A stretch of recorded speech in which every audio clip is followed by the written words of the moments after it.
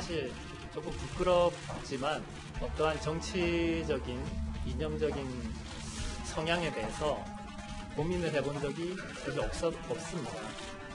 제가 부족한 사람이지만 제가 또 나라에 공헌할 수 있는 부분이 아직도 있다고 생각을 하고 있습니다.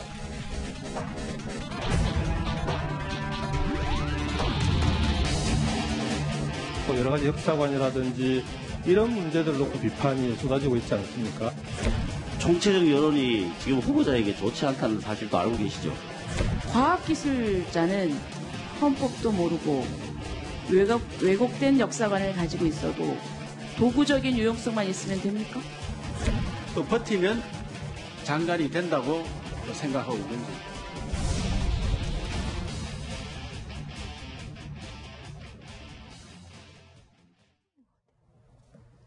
자, 박성진 중소벤처기업부 장관 후보자의 청문회 오늘 있었죠. 지금 이 시간에도 지금 진행되고 있는 것 같습니다. 이 박성진 후보자는 여러 문제로 심력 끼쳐드려서 죄송하다라는 말로 청문회를 시작을 했습니다.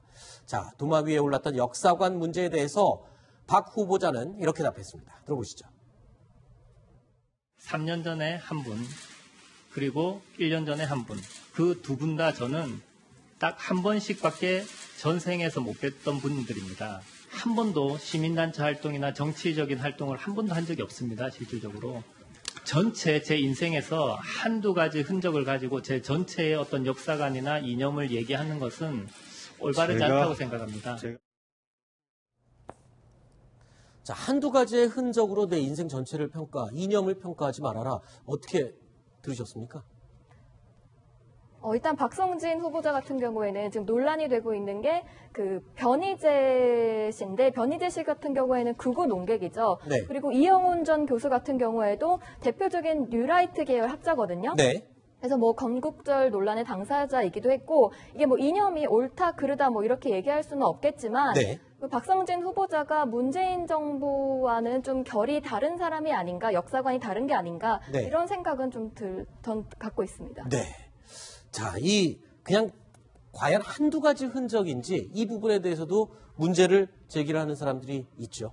그렇죠. 지난번에 이제 박성진 후보자가 뉴라이트 문제가 불거졌을 때 네. 들어는 봤지만 뭔지나 생각해 본 적도 없고 네. 무슨 뭐 회원가입 한 적도 없다. 뭐 이렇게 얘기해서 전혀 나는 공부만 했다 이런 식으로 얘기를 했는데 이 동료 교수 문남욱이 교수가 이제 또 다른 증언을 내놨습니다. 네. 이 건국절 등 역사관과 이 종북 세력을 논할 때 확신에 차서 어떤 설득을 했다라고 네. 얘기를 했고 극우 논객을 초청하는 것에 문제를 제기하면 억압이라면서 강하게 또 반발하기도 했다라고 네. 해서 평소 그 박 후보자가 해명했던 것과는 좀 완전히 다른 측면에서 네.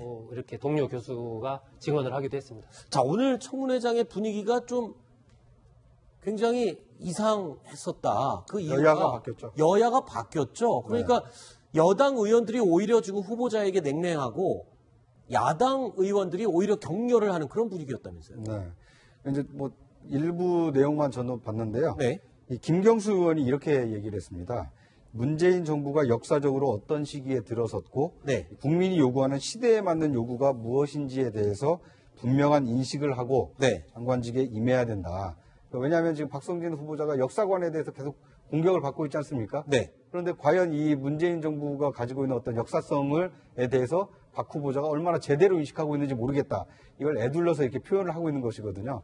그런데 이제 이것은 그 박 후보자를 장관 후보로 지명한 것이 어떻게 보면 지금 문재인 대통령 아닙니까? 네. 그 최측근이 이렇게 지적을 할 정도니 아하. 어떻게 보면 여당 내에서도 뭐 고르긴 골랐는데 네. 마땅한 좀 적격자가 아니다라는 이 내심 그런 생각을 가지고 있는 게 아닌가 하는 추측을 갖고 있습니다. 네. 자, 과거 행적에 대해서 여러 가지 이 잡음이 일고 있는 박성진 후보자. 그런데요, 오늘은 또 이런 논란이 있었습니다. 청문회 전날까지도 논란이 불거졌습니다. 어떤 이야기였는지 들어보시죠. 우리 국회법의 49조와 151조를 보면은 위원장님의 허가를 받지 않고 청문회의장에 출입을 금지하고 있습니다. 그런데 어제 그 후보자가 우리 청문회장에 방문해서 장관 후보자의 자리에 앉아서 실제 리허설을 하는 그런 상황이 빚어졌습니다. 저는 전혀 그 보고를 받지 못했고 우리 행정실에서도 청문회장 사용을 사전에 승인해준 사실이 없다고 합니다. 자, 어떻게 된 겁니까? 박성진 후보자. 그러니까 청문회장에 미리 하루 전날 가서 리허설까지 했다라는 건데 뭐 그만큼 의욕적이고 적극적이라고 봐야 되는 건가요? 아니면 지금 말한 것처럼 규정을 지키지 않으면서까지 오버를 한 건가요? 규정 자체 국회법 규정에 어긋난 건 맞는 것 같습니다. 지금 네. 아까 이제 정병환 위원장 얘기하는 거 보면 사전 네. 허락도 없었다고 하니까. 근데 어제 오후 3시쯤에 이제 박성진 후보자가 국회를 찾아간 거예요. 네. 찾아가서 국회 그 산업통상자원이 관계자의 안내를 받아서 오늘 청문회 하는 그 장소 있지 않습니까? 네. 그 장소를 직접 들어가서 본인 후보자 자리에 앉아도 보고 아 내가 들어오면 이렇게 움직여서 이렇게 가는구나 한 10분 정도 네. 이렇게 현장에서 여러 가지 좀 살펴보고 그리고 이제 돌아갔다라는 건데 그 정도로 이제 본인으로서는 내가 청문회를 꼭 통과하고 싶다는 의지를 보인 뭐 그런 측면이 있는 것 같은데 이제 국회 그 청문위원들 입장에서 보기에는 이런 전례도 없고 네. 이 국회법으로도 맞지 않는데 왜 그런 행동을 했냐라고 오늘 또 강하게 추궁을 한 것이죠. 네. 자, 절차까지 어겨가면서 예행 연습까지 했는데 글쎄요. 청문회 이 결과에 대해서는 어떻게 나올지 지켜봐야 될 것 같습니다. 그리고 이 박성진 후보자가 이게 장관이 되는 이 내정되는 과정이 조금 이렇게 흘러나오고 있는데요. 네. 그러니까 뭐 처음부터 바로 박성진 후보자를 장관 후보로 지명하려고 했던 것이 아니고 네. 다른 적임자들이 이제 많이 있었는데 대부분 이제 중소기업과 벤처기업을 운영하는 분들이다 보니까 이 주식을 좀 아무래도 보유하고 있지 않습니까? 네. 이제 주식을 처분해야만 이게 공직자가 될 수 있어서 아하. 상당히 많은 후보자들이 좀 고사를 하다 보니까 네. 이제 학계에 오랫동안 몸담았던 이제 박성진 후보자에게까지 이제 공직 후보의 기회가 온 건데 아하. 이러다 보니까 뭐랄까 이제 공직을 뭐 염두에 두고 살아온 분이 아니다 보니까 조금 약간 이렇게 뭐랄까요 흠결사. 네, 국민들이 보기에는 좀 마땅치 않은 점이 있는데 네. 그런데 이제 자신의 그런 입장과 이런 것을 좀 허심탄회하게 얘기를 해서 국민들에게 내 생각은 이렇고 앞으로 부처를 어떻게 이끌어가겠다 좀 소신을 밝히는 인사청문회가 되면 좋은데 지금처럼 어제 왜 허가 안 받고 청문회장에 왔느니 네. 이런 비본질적인 논의로 인사청문회에 흐르다 보니까 과연 인사청문을 무사히 통과할 수 있을까? 네. 인사청문회가 끝난다 하더라도 청문 보고서가 채택될 수 있을까? 이런 이제 네. 회의적인 시각이 낳고 있습니다. 자, 이 박성진 후보자가 인사청문회를 하던 같은 시각 국회에서는요. 김희수 헌법재판소장 후보자에 대한 표결이 있었습니다. 결과를 먼저 들어보시죠. 투표 결과를 말씀드리겠습니다. 총 투표수 293표 중 가 145표, 부 145표, 기권 1표, 무효 2표로서 헌법재판소장 김유수 임명 동의안은 부결되었음을 선포합니다.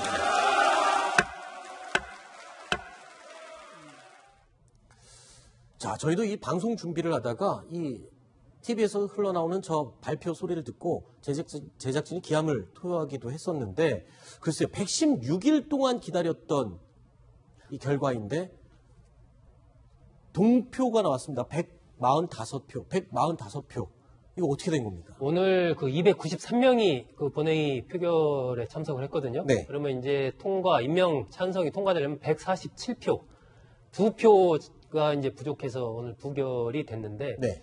결국 이제 그 국민의당 의원들 상당수가 사실상 임명 반대 쪽에 표를 던진 것 아니냐. 네. 뭐 이렇게 좀 봐야 될 것 같습니다. 여러 가지 표 분석으로 봤을 때. 이렇게 되면 그러면 다시 후보자를 또 찾아야 되는 건가요? 이렇게 한번 부결돼 버리면? 또 이제 새로운 이제 후보자를 찾아야죠. 찾아서 지금 이제 8개월째 헌법재판소장이 공석 상태거든요. 지난 네. 1월 달에 박한철 소장이 퇴임했으니까. 네. 그러니까 아마 지금 빨리 찾아서 다시 또 뭐 청문회 하고 한다고 해도 글쎄요, 한 뭐 10개월 가까이 돼야 새로운 헌법재판소장 후보자가 탄생하지 않을까 예상됩니다. 네.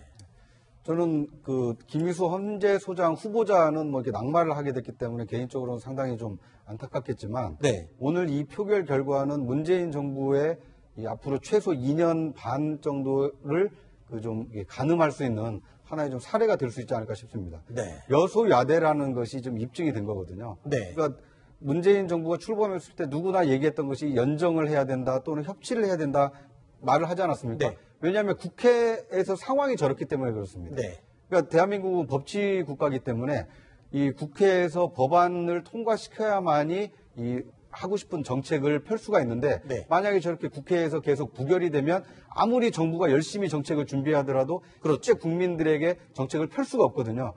그 관문인 여야 관계를 과연 대통령과 정부 여당이 네. 어떻게 풀어갈 거냐, 협치를 어떻게 나갈 거냐, 이거에 대한 이제 과제와 숙제를 안게 됐다고 봅니다. 일단 청와대 내부 반응이 궁금합니다. 어떻습니까, 지금? 청와대에 굉장히 격앙된 반응을 보였습니다. 네. 문재인 대통령이 오늘 수석 보좌관 회의에서 이 김희수 부결 소식을 듣고 표정이 아주 굳어졌다고 합니다. 아하. 또 윤영찬 국민소통 수석은 바로 브리핑을 했는데요. 네. 상상도 못했다. 아하. 정략적으로 악용한 가장 나쁜 사례다. 이러면서 아주 맹비난을 했습니다. 네. 그리고 전병헌 정무수석도 기자들과 만나서 이렇게 국회가 초유의 사태를 벌일 줄은 몰랐다 이렇게 했습니다. 사실 오늘 청와대 한 고위 관계자가 안철수 국민의당 대표와 오후에 만나기로 했었는데 이걸 취소했거든요. 네. 왜냐고 기자들이 물어봤더니 오늘은 마포대교를 건널 기분이 아니다. 아하. 이렇게 답했습니다. 그렇군요. 오늘은 마포대교를 건너서 국회 갈 네. 기분이 아니다. 그런데 이제 저는 물론 심정적으로는 마포대교를 건너고 싶지 않겠지만 이럴 때일수록 사실은 더 많이 찾아가야 되거든요. 네. 그러니까 결과를 지금 받아들이기 좀 어려운 심정은 이해가 되는데 그래도 무한 책임, 국정에 대한 무한 책임을 가지고 있는 정부 여당과 청와대 아닙니까? 네. 어떻게 보면 야당을 지금이라도 더 찾아가서 왜 부결시켰는지, 부결하면 이렇게 좀 어려워지지 않느냐, 네. 협조를 좀 구하려는 노력이 좀 아쉽습니다. 알겠습니다. 자, 6가지 이야기 살펴봤고요. 7번째 이야기 준비되어 있습니다. 오늘 6.15 꼽은 소식입니다. 확인해 보시죠.